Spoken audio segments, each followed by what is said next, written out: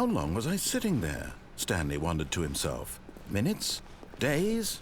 Centuries? Did something crucial happen while my senses were turned? He made a note to be more careful with time from now on.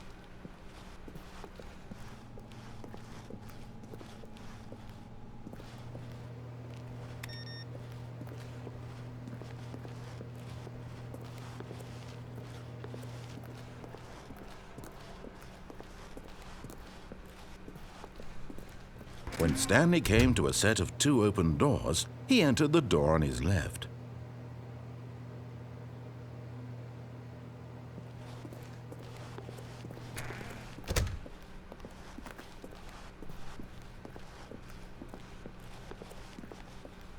Yet there was not a single person here either.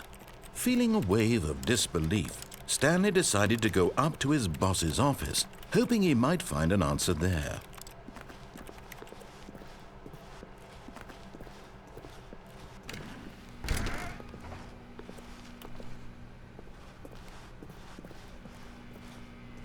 Stanley stepped into the broom closet, but there was nothing here, so he turned around and got back on track.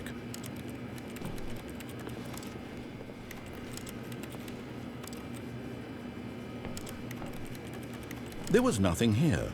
No choice to make, no path to follow, just an empty broom closet. No reason to still be here.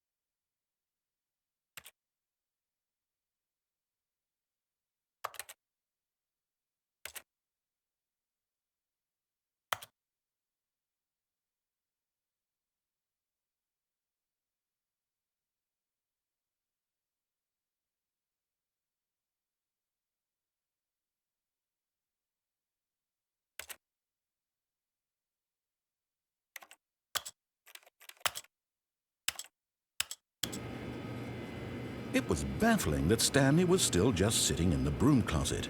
He wasn't even doing anything. At least if there was something to interact with, he'd be justified in some way. As it is, he's literally just standing there doing sweet FA.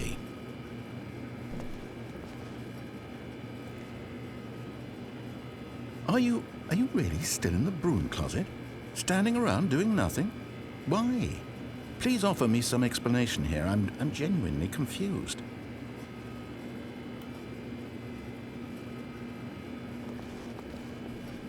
You do realize there's no choice or anything in here, right? If I'd said Stanley walked past the broom closet, at least you would have had a reason for exploring it to find out. But it didn't even occur to me because literally this closet is of absolutely no significance to the story whatsoever. I never would have thought to mention it.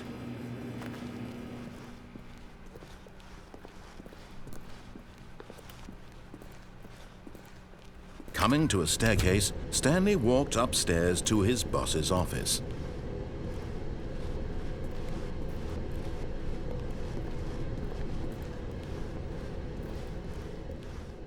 But Stanley just couldn't do it. He considered the possibility of facing his boss. Admitting he had left his post during work hours, he might be fired for that. And in such a competitive economy, why had he taken that risk? All because he believed everyone had vanished? His boss would think he was crazy. And then something occurred to Stanley. Maybe, he thought to himself, maybe I am crazy. All of my co-workers blinking mysteriously out of existence in a single moment for no reason at all? None of it made any logical sense. And as Stanley pondered this, he began to make other strange observations. For example, why couldn't he see his feet when he looked down? Why did doors close automatically behind him wherever he went? And for that matter, these rooms were starting to look pretty familiar. Were they simply repeating? No, Stanley said to himself, this is all too strange. This can't be real. And at last, he came to the conclusion that had been on the tip of his tongue. He just hadn't found the words for it. "I'm dreaming!" he yelled. "This is all a dream." Oh, what a relief Stanley felt to have finally found an answer, an explanation. His co-workers weren't actually gone. He wasn't going to lose his job. He wasn't crazy after all. And he thought to himself, I suppose I'll wake up soon. I'll have to go back to my boring real-life job pushing buttons. I may as well enjoy this while I'm still lucid. So he imagined himself flying and began to gently float above the ground. Then he imagined himself soaring through space on a magical starfield, and it too appeared. It was so much fun, and Stanley marveled that he had still not woken up. How was he remaining so lucid? And then perhaps the strangest question of them all entered Stanley's head. One he was amazed he hadn't asked himself sooner. Why is there a voice in my head dictating everything that I'm doing and thinking? Now the voice was describing itself being considered by Stanley, who found it particularly strange. I'm dreaming about a voice describing me, thinking about how it's describing my thoughts, he thought. And while he thought it all very odd and wondered if this voice spoke to all people in their dreams, the truth was that, of course, this was not a dream. How could it be? Was Stanley simply deceiving himself, believing that if he's asleep, he doesn't have to take responsibility for himself? Stanley is as awake right now as he's ever been in his life. Now, hearing the voice speak these words was quite a shock to Stanley. After all, he knew for certain, beyond a doubt, that this was in fact a dream. Did the voice not see him float and make the magical stars just a moment ago? How else would the voice explain all that? This voice was a part of himself too. Surely, if he could just... He would prove it. He would prove that he was in control, that this was a dream. So he closed his eyes gently, and he invited himself to wake up. He felt the cool weight of the blanket on his skin, the press of the mattress on his back, the fresh air of a world outside this one. Let me wake up, he thought to himself. I'm through with this dream. I wish it to be over. Let me go back to my job. Let me continue pushing the buttons. Please, it's all I want. I want my apartment and my wife and my job. All I want is my life exactly the way it's always been. My life is normal. I am normal. Everything will be fine. I am okay.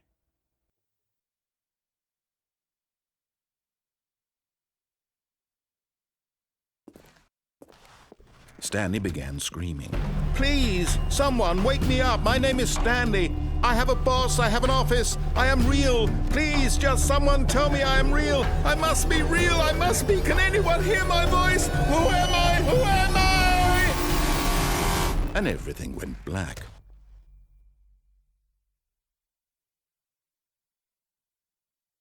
This is the story of a woman named Mariella.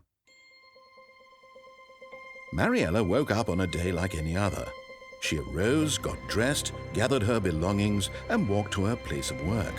But on this particular day, her walk was interrupted by the body of a man who had stumbled through town talking and screaming to himself, and then collapsed dead on the sidewalk.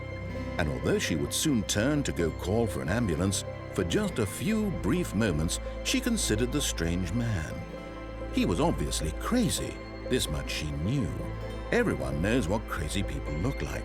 And in that moment, she thought to herself how lucky she was to be normal. I am sane. I am in control of my mind. I know what is real and what isn't. It was comforting to think this, and in a certain way, seeing this man made her feel better. But then she remembered the meeting she had scheduled for that day. the very important people whose impressions of her would affect her career, and by extension, the rest of her life. She had no time for this, so it was only a moment that she stood there, staring down at the body. And then she turned and ran.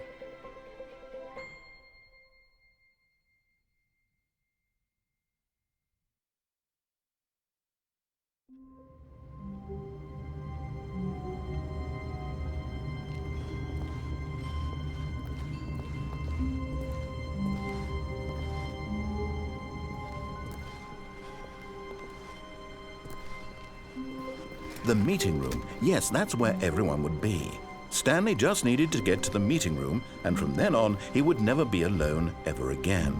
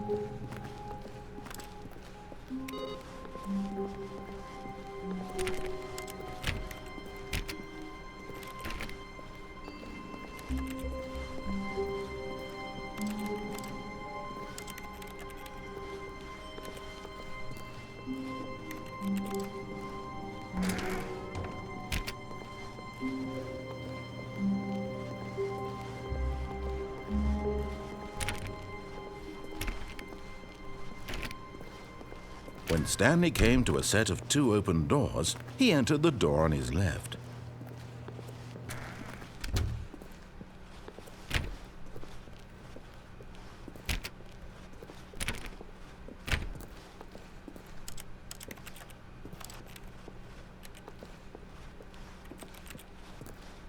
Yet there was not a single person here either.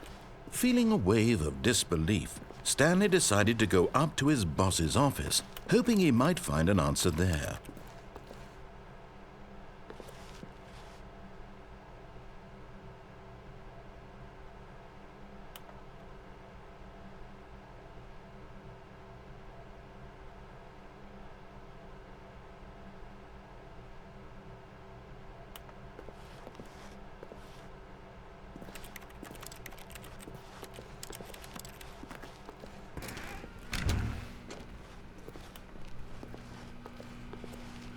Oh, no. Oh, no, no, no, no, no, no, no, no, no, no, not again. I won't be part of this. I'm not going to encourage you. I'm not going to say anything at all. I'm just going to be patient and wait for you to finish whatever it is you enjoy doing so much in this room. Please take your time.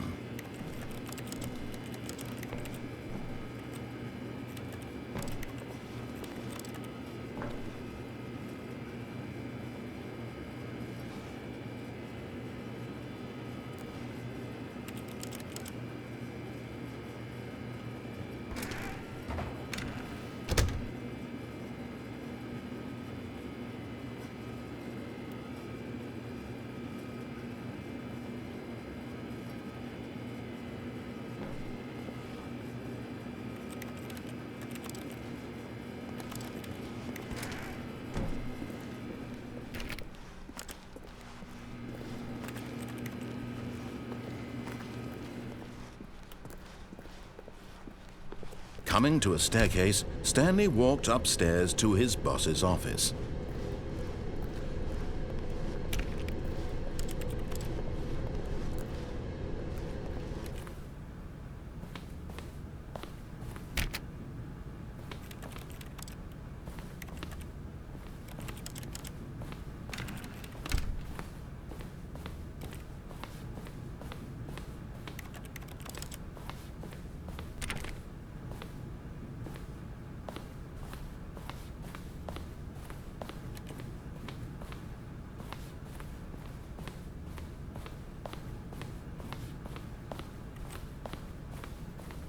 Stepping into his manager's office, Stanley was once again stunned to discover not an indication of any human life.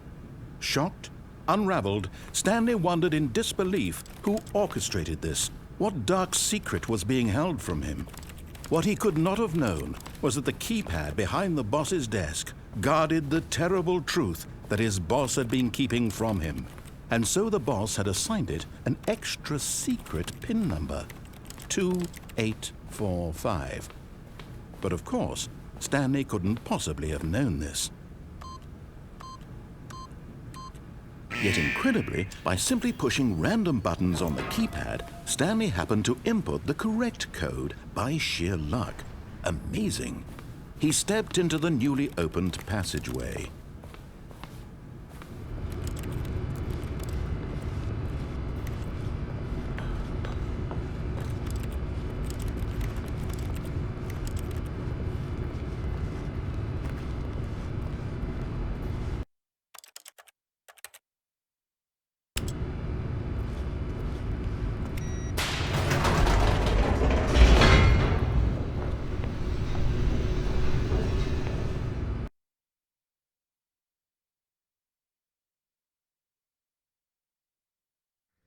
Descending deeper into the building, Stanley realized he felt a bit peculiar. It was a stirring of emotion in his chest, as though he felt more free to think for himself, to question the nature of his job. Why did he feel this now, when for years it had never occurred to him? This question would not go unanswered for long. Stanley walked straight ahead through the large door that read Mind Control Facility.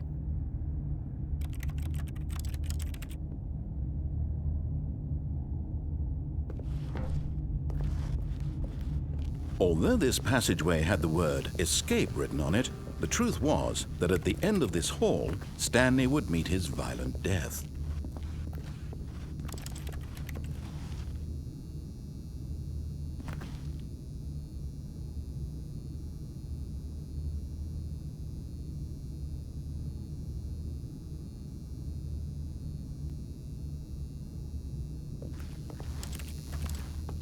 The door behind him was not shut.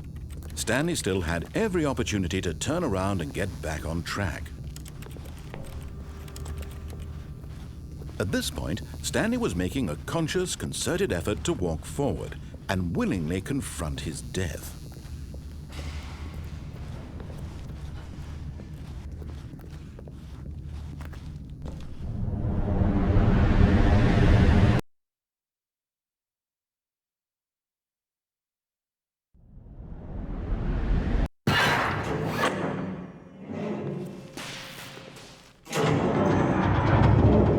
As the machine whirred into motion and Stanley was inched closer and closer to his demise, he reflected that his life had been of no consequence whatsoever. Stanley can't see the bigger picture. He doesn't know the real story, trapped forever in his narrow vision of what this world is. Perhaps his death was of no great loss, like plucking the eyeballs from a blind man. And so he resigned and willingly accepted this violent end to his brief and shallow life. Farewell, Stanley.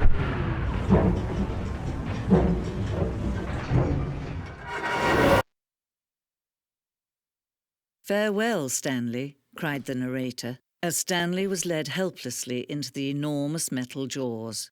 In a single visceral instant, Stanley was obliterated as the machine crushed every bone in his body, killing him instantly.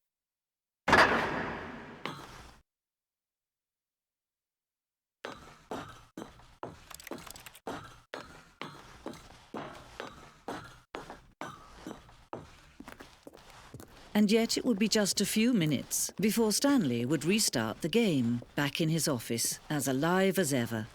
What exactly did the narrator think he was going to accomplish?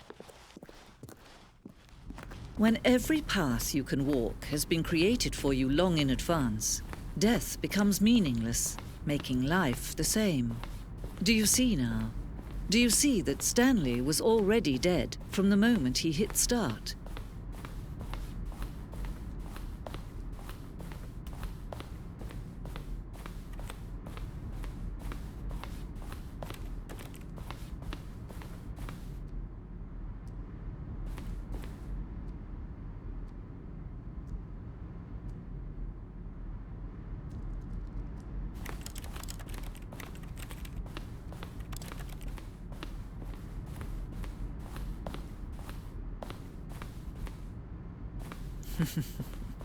Oh, look at these two. How they wish to destroy one another.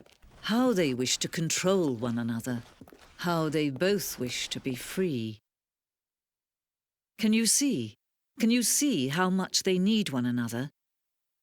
No, perhaps not. Sometimes these things cannot be seen. But listen to me. You can still save these two. You can stop the program before they both fail. Push escape and press quit. There's no other way to beat this game. As long as you move forward, you'll be walking someone else's path. Stop now and it'll be your only true choice.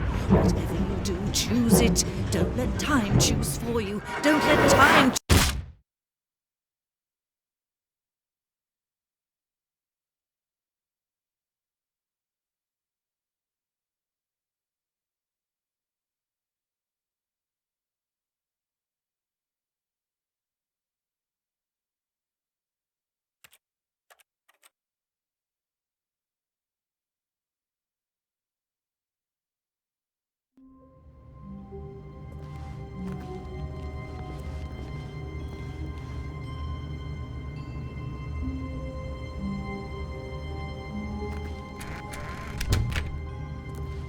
But Stanley simply couldn't handle the pressure. What if he had to make a decision? What if a crucial outcome fell under his responsibility? He had never been trained for that. No. This couldn't go any way except badly. The thing to do now, Stanley thought to himself, is to wait. Nothing will hurt me. Nothing will break me. In here I can be happy forever. I will be happy. Stanley waited. Hours passed, then days. Had years gone by? He no longer had the ability to tell. But the one thing he knew for sure, beyond any doubt, was that if he waited long enough, the answers would come. Eventually, someday, they would arrive. Soon, very soon now, this will end. He will be spoken to. He will be told what to do. Now it's just a little bit closer. Now it's even closer. Here it comes.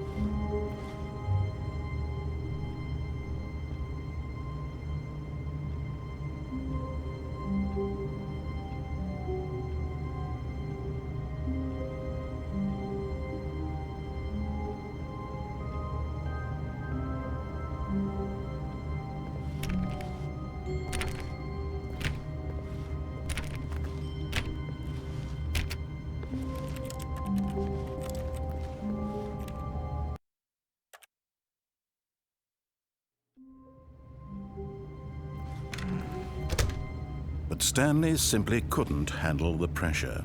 What if he had to make a decision? What if a crucial outcome fell under his responsibility? He had never been trained for that. No. This couldn't go any way except badly.